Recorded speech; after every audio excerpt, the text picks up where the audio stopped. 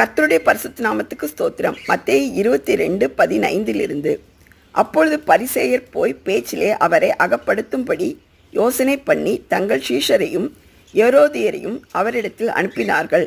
அவர்கள் வந்து, போதகரே, நீர் சத்தியம் உள்ளவர் என்றும் தேவனுடைய மார்க்கத்தை சத்தியமாய் போதிக்கிறவர் என்றும் நீர் முகதாட்சணியம் இல்லாதவராகையால் எவனை குறித்தும் உமக்கு கவலை இல்லை என்றும் அறிந்திருக்கிறோம்.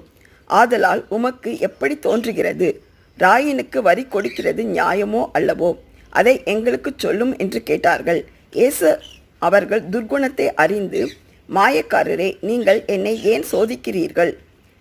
வரிக்காசை எனக்கு காண்பியுங்கள் என்றார். அவர்கள் ஒரு பணத்தை அவரிடத்தில் கொண்டு வந்தார்கள். அப்பொழுது அவர், இந்த சுரூபமும் மேலெழுத்தும் யாருடையது என்று கேட்டார். ஆமென்.